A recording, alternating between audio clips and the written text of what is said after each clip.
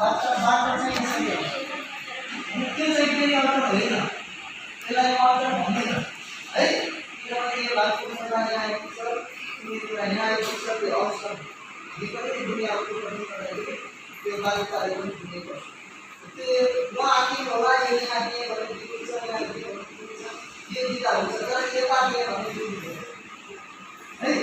यो यसको जुन यो सिधा भाग छ नि, यो सिधा भागले एक दुई पर्छ जुन हामी सिधा भाग खानु हुन्छ होइन, यो सिधाले एक दुई पर्छ यो तासले हामी काम गर्छौँ, बुझ्यौ है। यतिको भाग बुझ्यो त। अब यस्तै आउँछ त, यस्तै आयो भने पास हुन्छ है सबै सब्जेक्ट अगाडि जान्छ।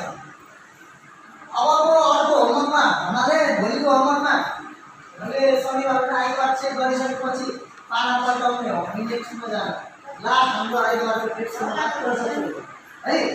अब कतिले सब बुझ्न सकिन भन्न पाइँदैन, किनभने अब धेरै लामो भयो, 10-12 दिनको लागि होइन। अब पनि दिमागमा नसिक्ने मान्छे त्यसलाई हामीले चान्स दिन राम्रो होइन होइन, त्यसले आफै गरेर कोसिस गर्नुपर्छ है।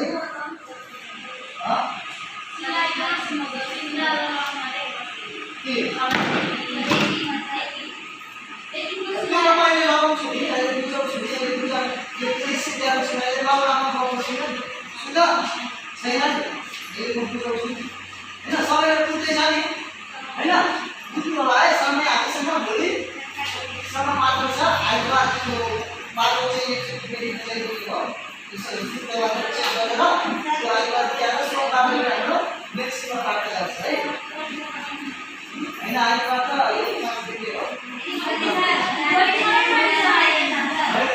सबै आइसकेपछि अगाडि सकिनु हुन्छ।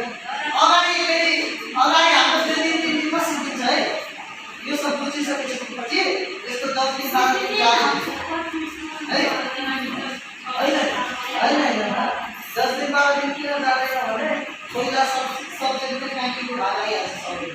यो काकीको भाग तलसम्म हामी सबै तयारी भइहाल्छ है। सबैले तल हामीले लगाएको डाइरेक्ट सिकाउँदा जुनसुकै बेसिस काम पाउँछ। त्यही भएर हामी अहिले प्रश्न बुझ्दा राम्रो छ। अब अरू मोटे सब्जेक्ट बुझ्दैको अगाडिको तुरुन्त पास गरेर म पनि सब्जेक्टको पाना लगाएको फेरि 16 बच्चामा लियो त्यो स्कुलमा विचार गर्छ, किनभने त्यो सब्जेक्ट पढेको फेरि स्कुल माथिको भागको तल त्यसै यहाँनिर काम चालु